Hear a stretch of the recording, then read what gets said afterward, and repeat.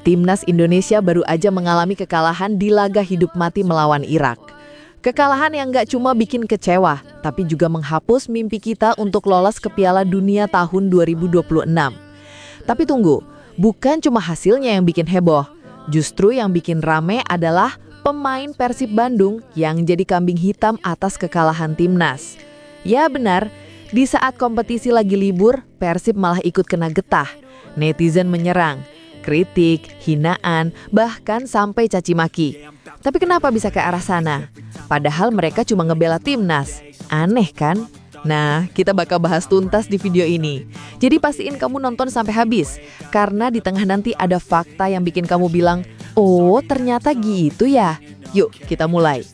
Tapi sebelum lanjut, klik dulu tombol like dan subscribe biar kamu nggak ketinggalan bahasan panas sepak bola Indonesia lainnya. Oke, jadi gini. Dalam laga kualifikasi ronde keempat, Persib jadi penyumbang pemain terbanyak buat timnas. Ada Tom Hay, Eliano Renders, Beckham Putra, sampai Mark Klok. Dua nama terakhir ini, Beckham dan Klok, dipercaya Patrick Kluivert buat jadi starter. Dan keputusan ini langsung bikin pro dan kontra. Banyak yang nggak nyangka, karena masih ada pemain lain yang dinilai lebih pantas atau lebih on fire. Di posisi Klok misalnya, ada Tom Hay, Nathan, atau bahkan Ivar Jenner. Di posisi Beckham, ada Egy Maulana, Marcelino, hingga Ole Romeni. Tapi ya namanya pelatih, tentu punya pertimbangan sendiri. Hanya aja ekspektasi publik langsung tinggi banget.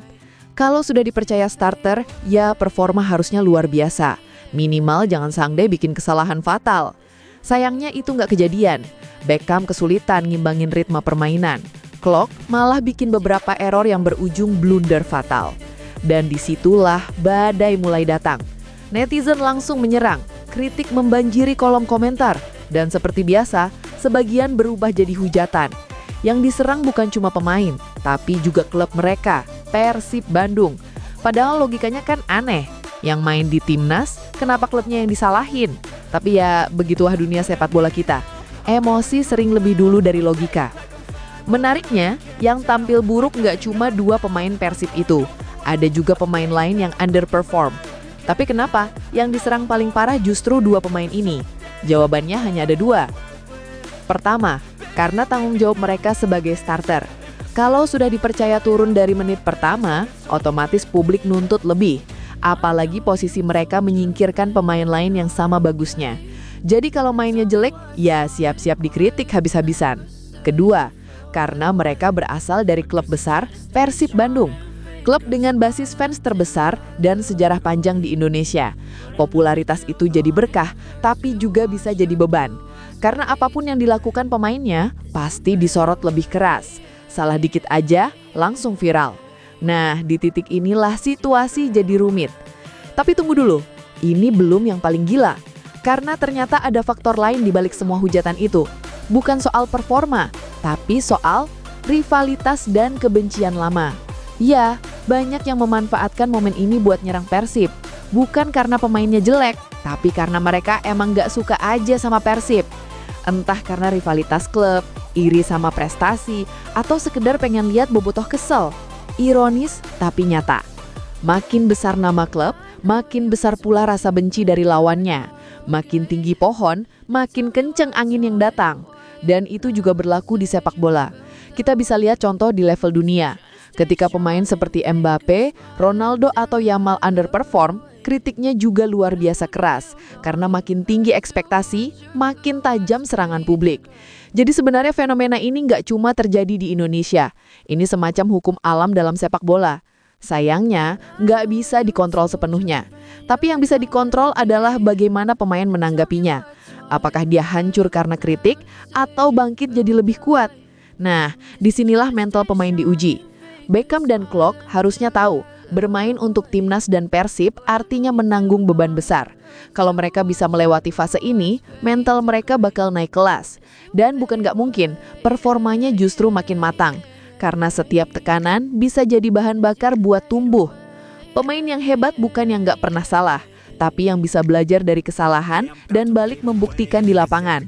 Untuk para fans, ini juga jadi pelajaran penting. Kritik boleh, tapi jangan sampai berubah jadi kebencian. Karena hujatan nggak pernah bikin pemain berkembang, malah bikin atmosfer tim makin rusak. Kalau mau menyalurkan emosi, lakukan dengan kritik yang membangun. Kasih saran yang masuk akal, bukan hinaan yang nggak ada manfaatnya. Karena pada akhirnya, kita semua pengen hal yang sama, Timnas Indonesia sukses. Buat para bobotoh, posisi kalian juga penting. Wajar kalian ingin membela pemain Persib, tapi tetap harus objektif. Kalau pemain salah, kita wajib ingatkan dia dan beri semangat. Karena cinta yang tulus itu bukan membela buta, tapi membantu mereka jadi lebih baik. Dan jangan sampai karena marah, kalian malah berharap pemain Persib gak dipanggil timnas lagi. Itu bukan solusi. Justru semakin sering mereka main di level tinggi, semakin cepat mereka berkembang. Jadi bukannya dijauhkan, tapi didukung. Karena kalau nanti mereka berhasil membuktikan diri, semua hujatan bakal sirna. Dan yang dulu nyereng pasti bakal malu sendiri. Pada akhirnya, ini bukan soal salah atau benar, tapi soal bagaimana kita semua bersikap. Tekanan itu bagian dari perjalanan menuju level yang lebih tinggi, dan pemain maupun klub besar pasti udah terbiasa dengan itu. Persib Bandung dengan sejarah panjangnya tahu banget rasanya jadi sorotan. Jadi nggak heran kalau setiap masalah mereka tetap bisa berdiri tegak. Karena mental baja itu nggak dibentuk dari kemenangan, tapi dari bagaimana mereka bangkit setelah dijatuhkan. Jadi buat kamu yang nonton video ini, coba deh ubah cara pandang. Nggak semua kesalahan harus dibalas dengan hujatan. Kadang cukup dengan dukungan, hasilnya bisa jauh lebih besar. Karena pada akhirnya pemain juga manusia. Mereka bisa salah, bisa gagal, tapi mereka juga bisa belajar dan membuktikan diri. Jadi pertanyaannya sekarang adalah, apakah kritik pedas pantas diberikan?